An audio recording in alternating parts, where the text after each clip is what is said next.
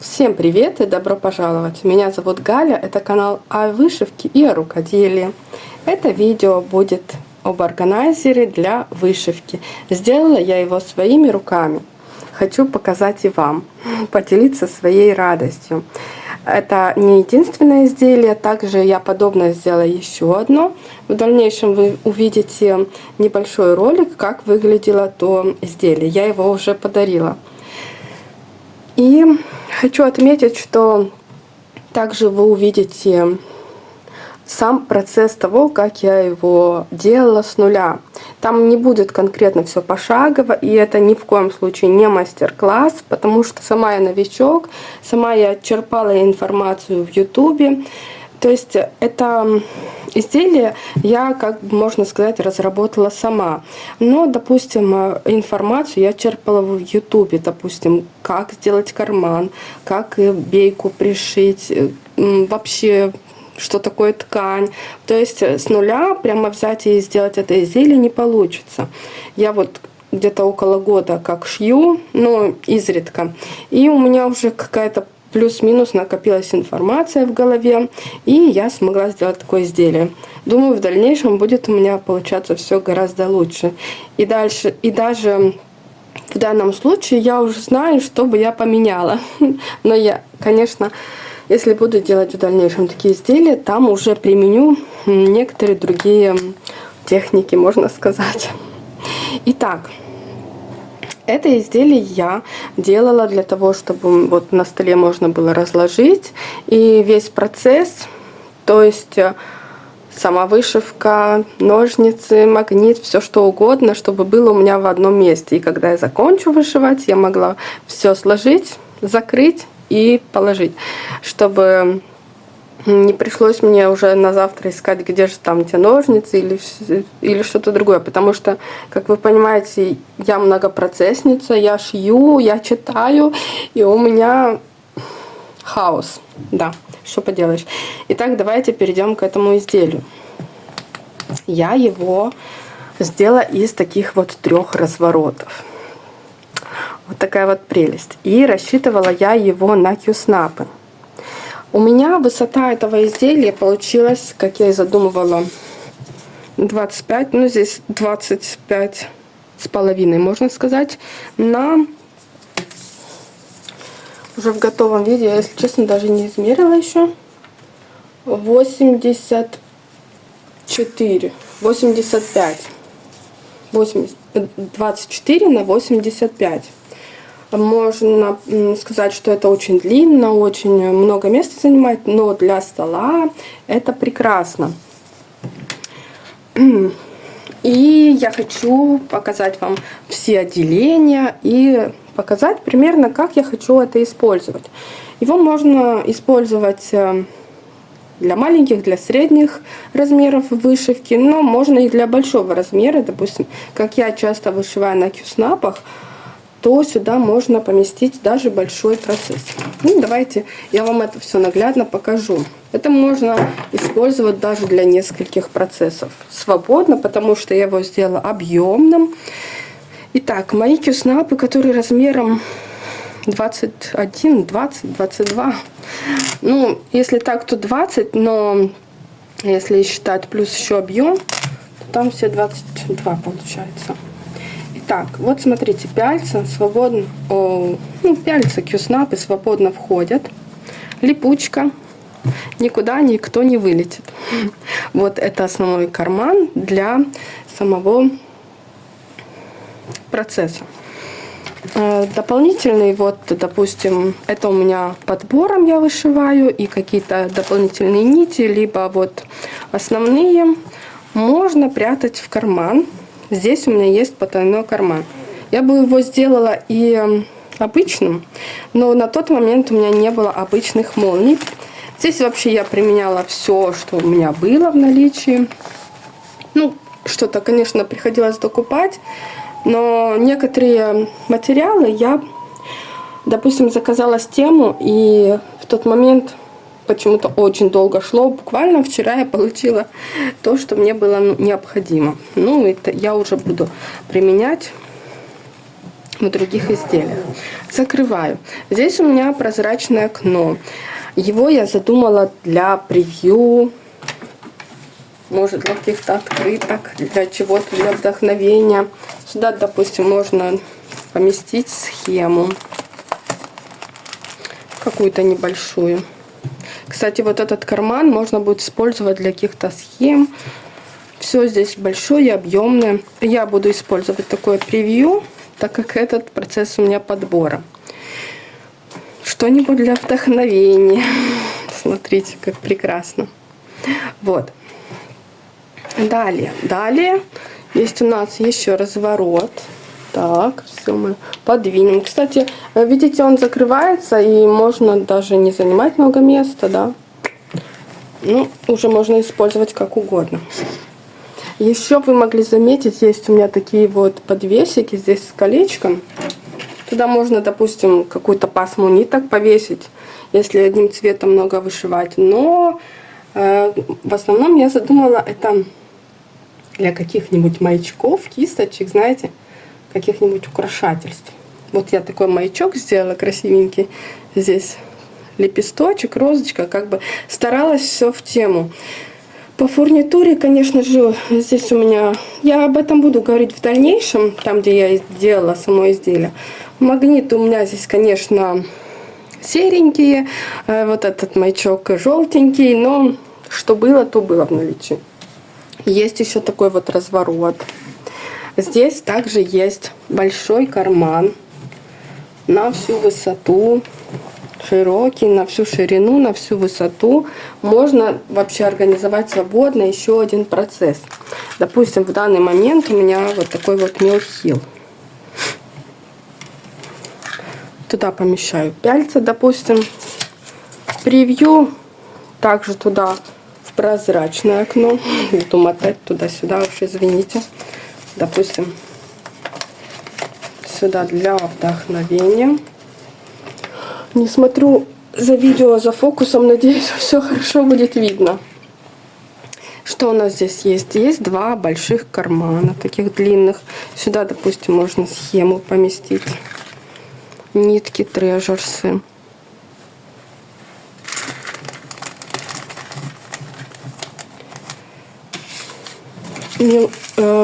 Милхил бисер. Вот, допустим, я это задумывала. Отверстие сюда. Отверстие, господи. Эти карманы, допустим, я задумывала для бисера милхил. В этом наборе нет пуговички, но его для примера покажу вам. Можно какие-нибудь иглы сюда поместить. Нитевдеватели. Маркер. Вот этот вот отдел вы можете увидеть. Я его изначально задумывала для ножничек. Здесь должны были быть ножнички. Такой небольшой клапан с вышивочкой. Ну, что-то пошло не так. Сам процесс сборки как-то... Я вроде все думала, но по итогу, когда уже собирала, здесь надо внимательно продумать, какой карман за каким собрать. Я что-то сделала не так. Карман получился узким. И я по итогу решила так. Сделаю клапан. В нем сделаю карман. Клапан такой плотненький. И сюда я буду помещать ножнички. Все красиво, везде обработано. Я так довольна собой. Конечно, извините за такую вот похвалу лично себя. Я действительно довольна. Вы знаете, у меня с детства было какое-то такое желание именно шить. Но шить, знаете, именно какие-то такие изделия, вот типа сумочек с молниями, что-то я всегда пыталась делать, но у меня не получалось. А здесь у меня как будто за мной стояла какая-то фея, рукодельница, честное слово, у меня все шло как по маслу, можно сказать. Да, конечно, были моменты, что я распарывала в шитье, без этого никуда. Но это такой квест, я вам скажу, сделать все вот эти вот отделения, и чтобы все сошлось, чтобы по итогу все закрылось, да, смотрите, чтобы по итогу закрылось все. ну, чтобы по итогу все выглядело плюс-минус ровно, красиво. Вот видите, с наполнением. Здесь еще можно, конечно, еще что-то добавить, но видите, вот швы. Я безумно рада. И у меня нет слов. Это, знаете, такое ощущение, вот когда вышьешь какую-то работу большую, либо, может, небольшую, но какую-то желанную. Вот ты ее вышел, ты вроде доволен собой, что ты вышел, но внутри какая-то пустота. Такое первое время бывает, какая-то пустота. То есть я довольно-таки долго работала над этим процессом шитья. Это, конечно, не вышивка. Шитье занимает меньше времени, но несколько дней, много дней. И я хочу сказать, что недель парочку это занимает. То есть, если располагаешь большим количеством времени, за несколько дней это изделие, в принципе, можно сделать. Но так как работа, дети и еще другие обязанности, это все занимает больше времени. Но я безумно рада, что я это сделала. И я вас также приглашаю в дальнейшем посмотреть ролик второго такого же изделия. Вообще я задумывала как? Что данный органайзер, который останется у меня, это будет как черновик, да?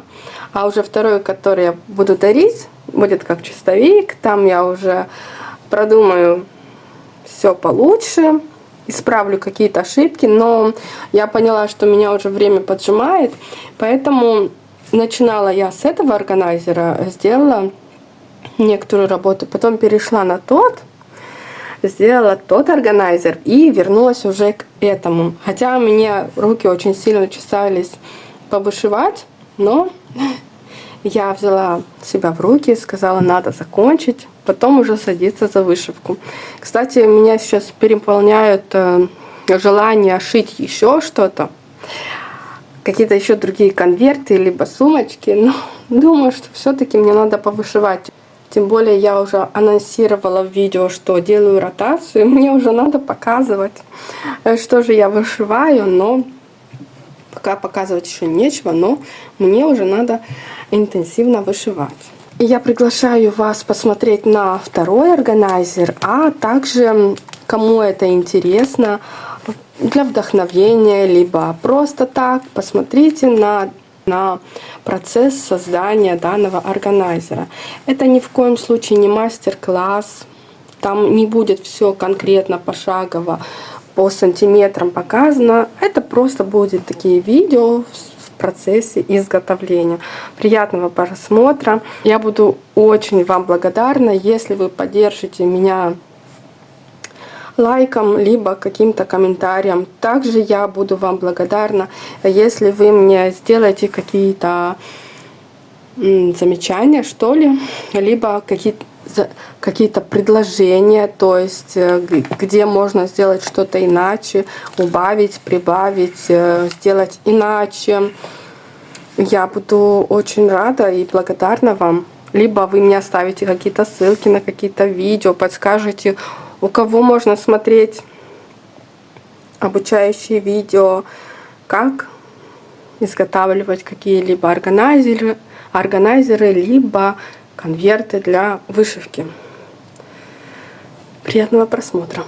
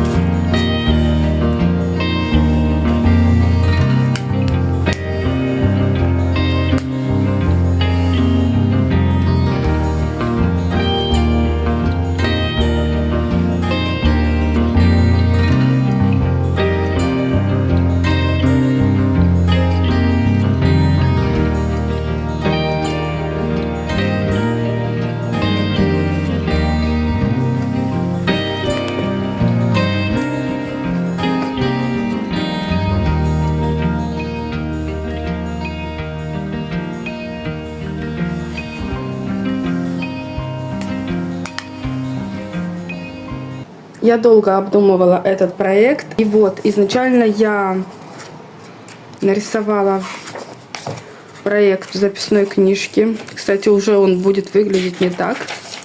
Это разворот. Потом я перенесла все на миллиметровку, чтобы уже могла рассчитать конкретно в сантиметрах ткань и другие материалы, что мне надо будет, чтобы мне хватило. Да, и, конечно же, так мне будет проще. У меня совсем нет навыков в этом, и я подумала, что именно так у меня все получится. Вот здесь 2 разворота. Я прям себе нарисовала, где у меня что будет, какая ткань. Но думаю, что я переиграю, потому что изначально я хотела так, но потом я поняла, что мне одной ткани не хватит. И обложка сама, как сказать, обложка, наверное, я хотела, чтобы была изначально однотонная, но в итоге она у меня будет двухцветная и с таким вот кружевом посередине, между ними. И таким образом я смогу сэкономить ткань и все красиво сделать. Но все равно мне не хватит всей ткани, и обратную сторону карманов некоторых я буду использовать турецкую ткань. Так, думаю, что все мне хватит. Ну, в крайнем случае возьму еще какую-то другую из этих. Тоже это у меня будет в карманах, но уже та часть, которая видна. То есть это будет та часть обратная, которая не видна, а эта, которая видна. Ну, я подготовила другие материалы. Кстати, будут у меня прозрачные карманы.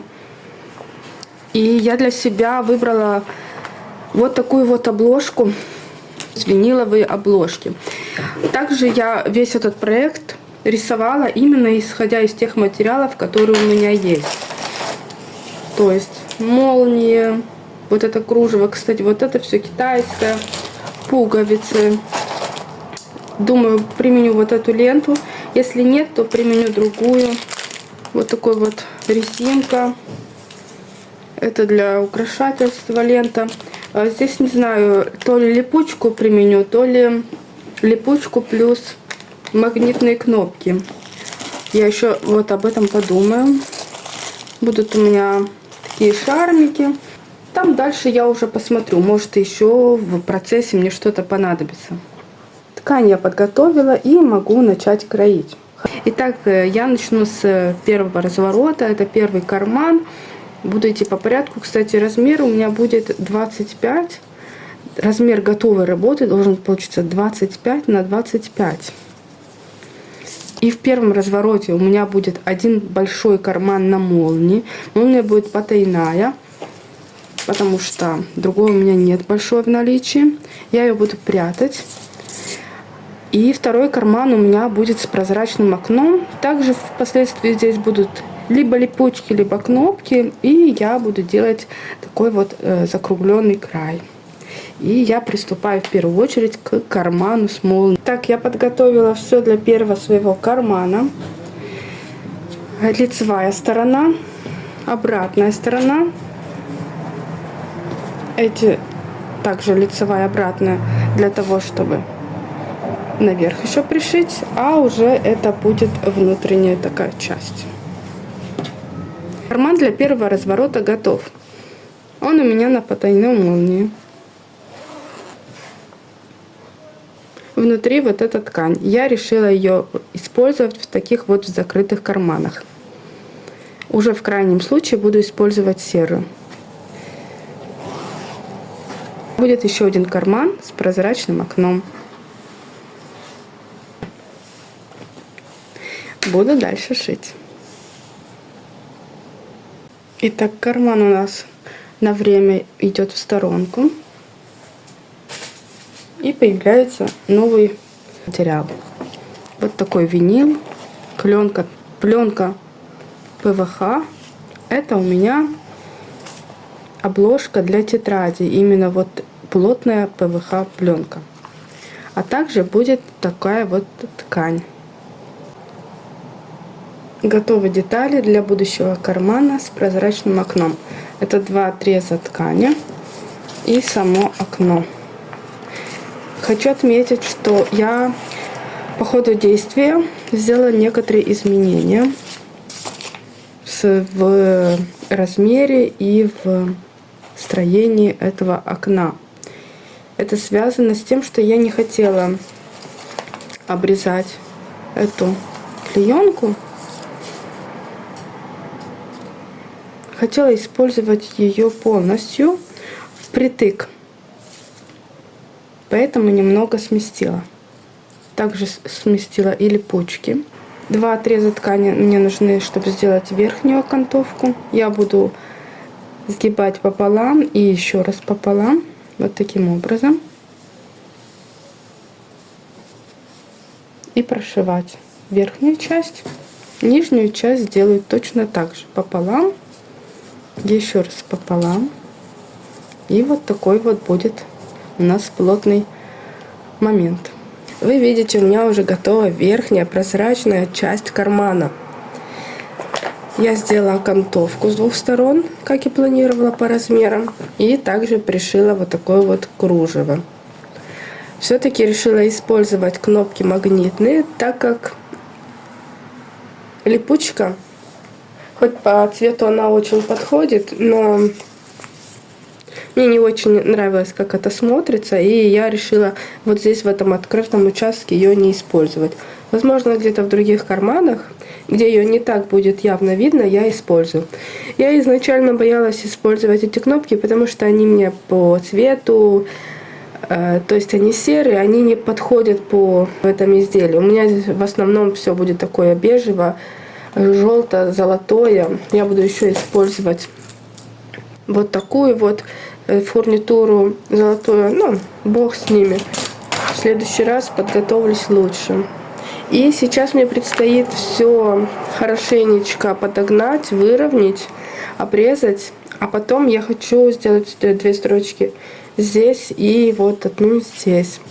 Клеенку не буду затрагивать. Наверное, мне не удастся сделать это на машинке. Уже буду пришивать, когда буду делать полностью всю окантовку. Кнопки я пришила только к этой части. Уже со временем посмотрим во время эксплуатации, использования этого органайзера, насколько это будет удобно и правильно. Первый разворот моего органайзера готов. Вот таким образом он будет располагаться. Впоследствии я сделаю закругленные углы. Здесь, как я и говорила, я не прошила. Вот такой вот прозрачный глубокий карман. И еще один более глубокий, вот такой потайной карман. А я приступаю к следующему развороту. Здесь у меня будет один большой карман для Q-снапа в моем случае, либо для пялец в будущем. Для второго разворота я буду использовать вот такую вот основную ткань. И я хочу в этой части сделать стежку. Мне хочется придать немного объема этой детали и также плотности, так как будет только один карман, причем там будет резинка. Я боюсь, что будет не так все красиво смотреться. И поэтому я буду использовать вот 2 таких подкладочных материала из того, что у меня было в наличии. Этот я буду использовать для объема, и это для плотности. И здесь у меня клеевая основа, но я боюсь утюжить, чтобы не пропал объем.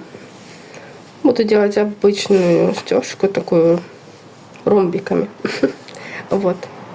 Это будет основа. Далее у меня будет карман. Карман будет на резиночке. Такого цвета. Это будет обратная часть кармана, которую мы не будем видеть. Ткань прекрасная, хорошо с этим справляется. Будет у меня здесь такая деталь, как... Также буду закреплять карман вот такой вот петелечкой на пуговице. Она у меня будет на резинке. Я вот эту деталь также укреплю флизелином, чтобы было немного плотнее. Буду использовать такую обычную резинку 8 мм у меня. А также, думаю, возьму одну пуговицу с надписью Handmade. Вот сюда вот. Это будет весь разворот. Вот и центральный разворот моего органайзера готов. Это такой карман уже для самой вышивки. Я рассчитывала на Q-snap. Допустим, можно какой-то большой процесс вышивать на Q-snap'ах, либо же я этот органайзер рассчитывала на маленький Petite Dimensions, либо на Mill Hill. Вот смотрите, допустим, я сейчас вышиваю этот сюжет на Q-snap'ах. И размер этих Q-snap'ов, кстати, по-моему, 20 на 20. Размер Q-snap'ов 20 на 20 вместе с тканью должен поместиться в этот конверт. Конечно же, сейчас это еще не очень удобно. Потом все будет натянуто в нормальном натянутом состоянии. Здесь такая резиночка, пуговичка, и все будет вот так вот застегиваться. Я так рассчитывала, планировала. Как оно будет держаться, не знаю. Это мой первый опыт. Смотрите, видите, как тянет пуговичку. А вот так не тянет. Вообще, мне кажется, что все усядется, уляжется потом, и будет все нормально.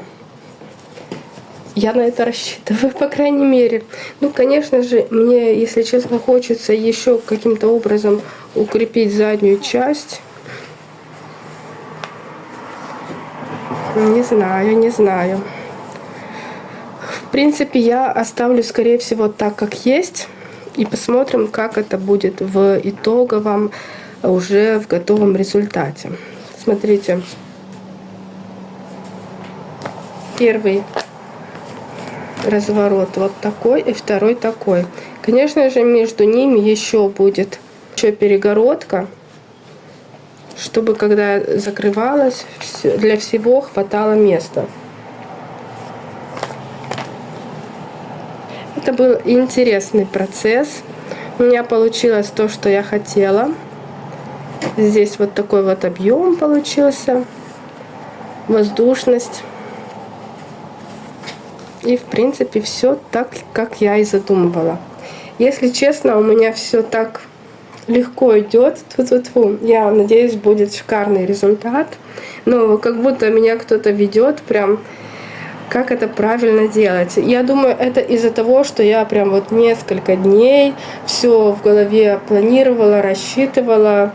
И поэтому все мне так прекрасно получается. Впереди еще один очень интересный разворот. Там будет много деталей. Третья часть будет очень интересная. Но прежде чем приступить к ней, мне надо вышить два элемента. Здесь у меня будет клапан для ножниц. Хочу вышивку сделать. Одновременно это будет как и клапан, прикрывающий ножнички, как и игольничком. А также здесь будет такая вот декоративная подушечка в виде клубнички. Вышью, а потом уже приступлю к третьей части. Все надо будет рассчитать, раскроить и, конечно же, собрать. Это будет интересный карман, это будет интересный разворот. Здесь будет один карман на молнии, также потайной, с кружевом. Будет еще один карман такой большой, поделенный на несколько частей. Здесь для ножниц, для ручки, для ниток. А также будут 4 маленьких кармашка с прозрачными окошками. Я это задумала изначально для Mill Hill, чтобы сюда ставить бисер, пуговки. А также это будет удобно, когда я вышиваю такие процессы, как сейчас. Это сэмплер. Сюда можно ставить ниточки, которые, вот, допустим, остаются какая-нибудь пасма остается, чтобы не навешивать, можно ее сюда поместить до следующего раза. Итак, я приступаю к вышивке. В данный момент органайзер выглядит таким образом. Я, к сожалению, пропустила съемку одного разворота и еще некоторых моментов, но сейчас быстренько обо всем расскажу. Итак, я соединила 3 разворота вот такими вот разделительными отрезками ткани. Первые 2 разворота вы уже видели. Третий у меня вот такой. Здесь также большой, объемный на весь разворот карман с потайной молнией, 2 кармана больших и 4 маленьких с прозрачным окошком. А также есть клапан такой, в котором также есть карман. Изначально задумывала я, чтобы карманчик для ножниц и клапан бы располагались у меня здесь. Но я все неправильно рассчитала именно процесс сшивания всех этих 3 карманов. И так получилось, что, во-первых, я не пришила кнопку, либо липучку для того клапана. Во-вторых, карман для ножниц я сделала узким. Поэтому я решила это все переиграть. И у меня появился такой вот клапан.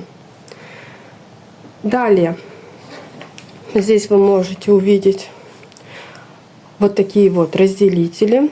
Я уплотнила их вот таким вот материалом.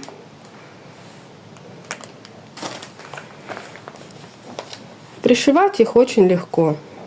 Сначала мы пришиваем к одной стороне, то есть прикладываем лицо к лицу, прошиваем, поворачиваем и прошиваем здесь строчку. Далее то же самое мы делаем с этой частью. Прикладываем лицо к лицу, прошиваем и делаем сверху строчку. Далее мне предстоит. У меня есть уже вот такая вот лицевая часть. Вот она. Но я еще буду пришивать здесь кружево. Я также уплотнила этим же материалом. Это придаст органайзеру такую некую упругость, но не сильную. Все-таки он будет гибким и подвижным. То, что мне предстоит далее, я вам уже постараюсь не пропустить, все показать, потому что там все-таки тоже важные части. Я уже практически все подготовила для того, чтобы сшить 2 детали. Как вы видите, на лицевой стороне у меня уже есть кружево. Оно у меня будет по периметру, по длине всего изделия. Также я подготовила лицевую часть, то есть отрезала ровно. Я сперва отрезала боковую часть, чтобы была ровная, верхнюю часть. И потом уже подгоняла под нижнюю часть. Если так смотреть по линейке, вроде кажется, что где-то что-то неровно, но когда закрываю, вроде все сходится. Я так думаю, все равно будет некоторый перекос вот здесь вот в швах. Я так подозреваю. Буду делать 2 боковых шва, то есть чтобы была такая некая стабильность еще, и также чтобы прикрепить дополнительно внутреннюю часть к внешней. Еще мне предстоит сейчас пришить 2-ю часть кнопки. Далее я уже, как и говорила, по периметру приметаю все. Еще можете вы увидеть, что в этой части на первом развороте появились линии. Изначально я хотела округлить, попробовать вот этой вот своей новой линейкой. Здесь есть 2 закругленные части. Но слишком маленький угол, который надо отрезать, получался. И я сделала так, как и задумывала, с помощью тарелки. Я приложила на свой коврик. Посмотрела, как у меня было задумано по моему чертежу, сколько сантиметров. И также сделала уже и на своей работе. Приложила, прочертила линию и буду шить. Это у меня именно будет линия там, где я буду отрезать. И пришивать я буду приметывать где-то на 0,5 сантиметров, отступая от края по всему периметру. Ну что ж, я приступаю. Хочу зафиксировать момент, как я определила, где мне пришить кнопку. Здесь я отметила. Есть у меня 2 отметины. Одна здесь, вторая здесь. Где у меня находится вот эта вот часть. Вот эти вот 2 части изделия. Я их отметила на этой стороне. Здесь же, в этой части, с помощью крабика вот такого прищепки, я четко прикрепила эти две части одну к другой. Один крабик, второй крабик. То есть зафиксировала на том моменте, где они будут закрываться. Потом я уже эту верхнюю часть приложила к этим двум отметинам. Один и второй. То есть это начало уже того разделителя. Потом с помощью этого стержня я на кнопках, на вот этих вот выпуклых частях нарисовала и сделала такой отметину. Видите, у меня сейчас есть. То есть я прикладываю четко, чтобы все ровно у меня совпало. Прижимаю, и на изделии остается отметина. Здесь у меня и будет центр этой кнопки. Так, я приложу и пришью. Я нахожусь на заключительном этапе изготовления органайзера. Обложку я приметала к основной части. Все прекрасно сходится.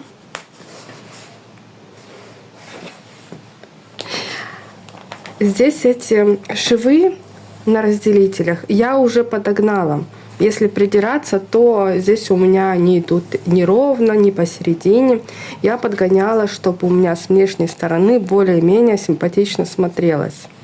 Вот этот вот сгиб здесь.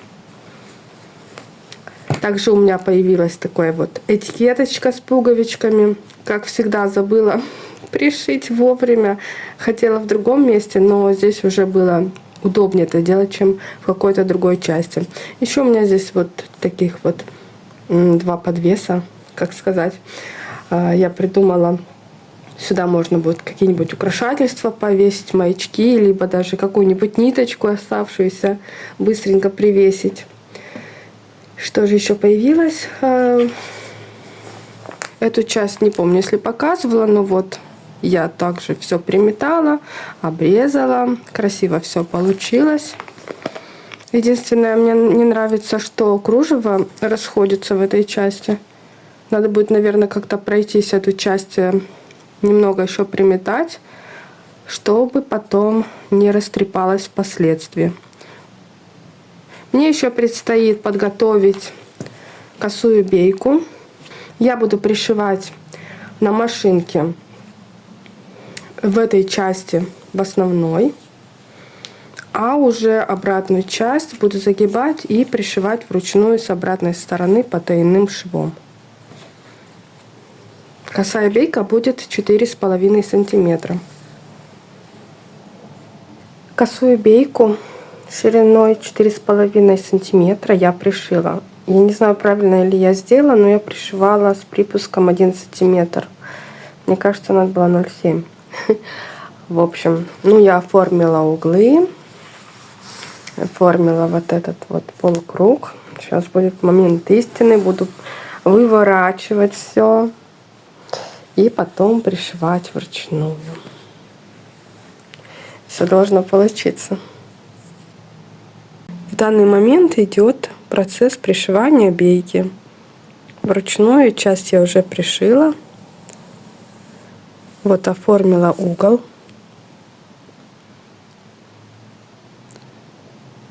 И шью далее. Как вы видите, я участок заранее подготовила крабиками. Также оформила угол. И предстоит еще больше половины пришить. Вот этот момент очень интересный, но уже я знаю, что все будет хорошо. Не терпится увидеть уже итог.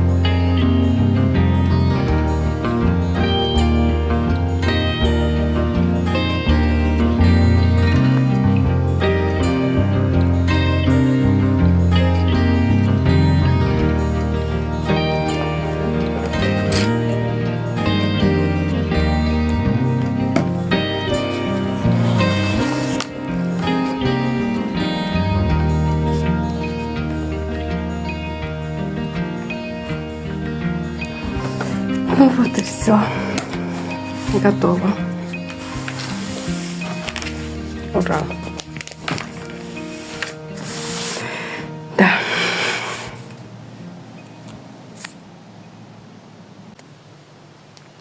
Вот буквально пару минут назад я сделала последние стежки, и мой органайзер готов. Вот он в моих руках. Это мое детище. Я безумно рада. Посмотрите, как все получается. Но я уверена, вы уже увидели это в включительных эпизодах. Я сейчас обязательно организую какие-то процессы сюда и покажу вам во включении. Я очень рада. У меня получилось. Это было очень интересно. Это было увлекательно. У меня нет слов. Если у вас есть желание сильное попробовать свои силы, пробуйте, пытайтесь, начинайте с чего-то легкого, с конвертов, с каких-то блоков, пэтчворк.